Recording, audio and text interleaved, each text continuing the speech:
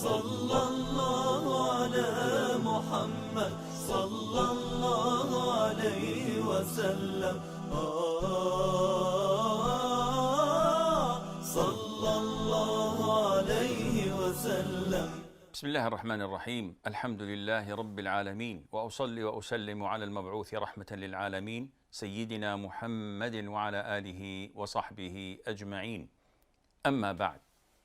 This is the first episode, with the grace of Allah Azza wa Jal, that we will attempt to study a booklet that is so tiny in its size, yet it is so huge in its impact and influence over the Muslims.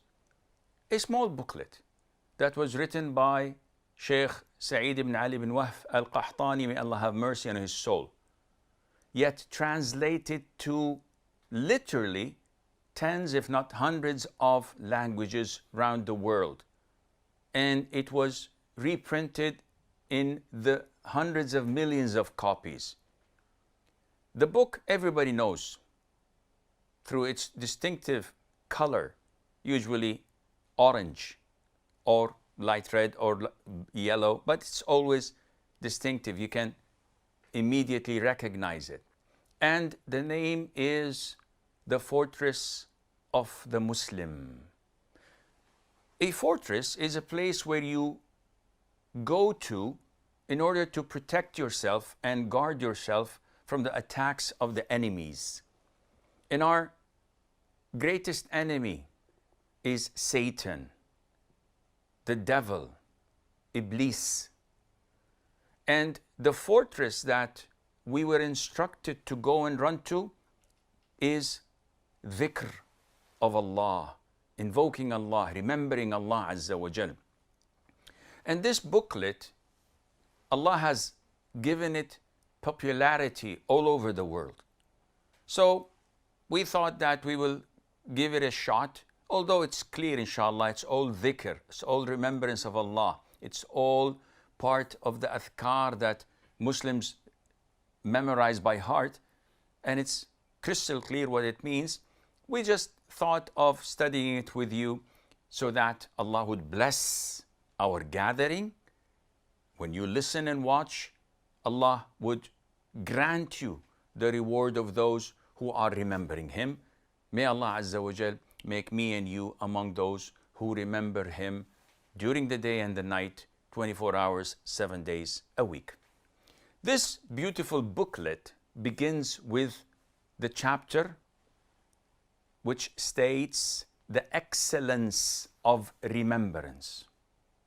And the Shaykh, may Allah have mercy on his soul, quoted 4 verses of the Quran. The first one. قال الله تعالى فاذكروني أذكركم واشكروا لي ولا تكفرون. فاذكروني أذكركم. Therefore remember me, I'll remember you, and be grateful to me and never be ungrateful to me. How do we remember Allah? The best type of remembrance of Allah is when your heart coincides with your tongue.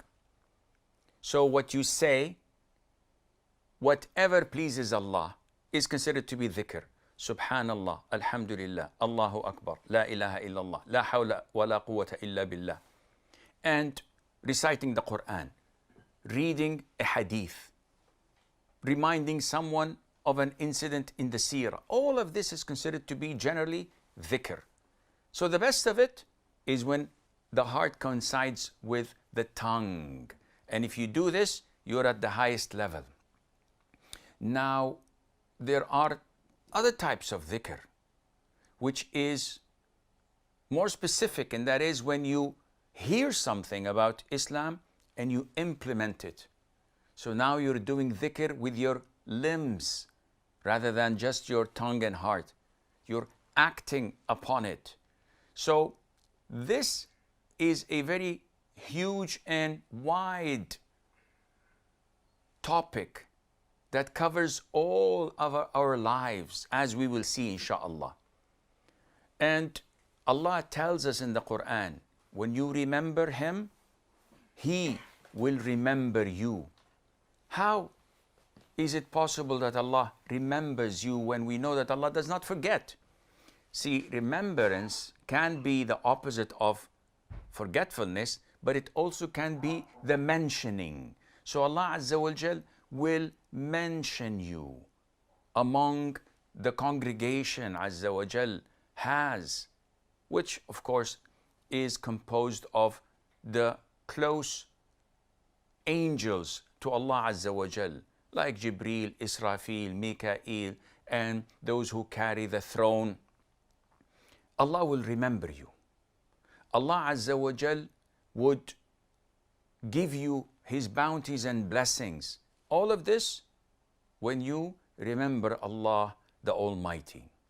The second ayah, Allah Azza wa Jal says, يا أيها الذين آمنوا اذكروا الله ذكرا كثيرا. O you who believe, remember Allah with much remembrance. اذكروا الله ذكرا كثيرا, which indicates that remembering Allah Azza wa Jal is not limited to a specific time of the day or the night. Rather, it's a continuous process. And to those who are close to Allah, it becomes like breathing. And by the way, this is how the people in paradise, may Allah make me and you among them, will remember Allah Azza wa Jal. There are no forms of ibadah, of worship in Jannah, in paradise. There's no prayers, there's no fasting, there's no hajj, there's no zakat. The only form of worship is remembering Allah. And they will be given such remembrance by simply something within their lives as if they are breathing. Not that it is something that they're intending to do it, it becomes like breathing. So Allah is telling us to remember Him much remembrance. And this is an instruction. We need to know, are we complying? Are we fulfilling Allah's order and command to us? Then Allah Azza wa Jal says in the following ayah, والذاكرين الله كثيرا والذاكرات أعد الله لهم مغفرة وأجرا عظيما. And for men and women who engage much in Allah's remembrance, for them has Allah prepared forgiveness and great reward. So one would ask, what's the benefit of remembering Allah Azza wa Jal? Forgiveness and great reward. And also this ayah indicates a very beautiful point and issue that a lot of the enemies of Islam seem to like to revolve around. Allah Azza wa Jal is highlighting that both men and women will be equal in the reward at the sight of Allah. So there is no segregation in the sense that men are more rewarded than women. Rather, there is this equality when it comes to forgiveness and great reward. Whether you're a man or a woman, when you remember Allah Azza wa Jal, this is what awaits you. And finally, the last ayah, واذكر ربك في نفسك تضرعا وخيفة ودون الجهر من القول بالغدو والآصال ولا تكن من الغافلين. Allah says, and bring your Lord to remembrance in your very soul, with humility and remember, without loudness in words. So don't shout. Allah is not deaf. You don't have to do like so many people, remember Allah Azza wa Jal and making a scene out of it. This is not part of the sunnah, generally speaking. Allah says, do this in the morning and the evenings, and be not of those who are unheedful. So there is this instruction from Allah Azza wa Jal. And there are many verses of the Quran, by the way, that talk about this, about the importance of remembering Allah, about continuing to remember Allah Azza wa Jal.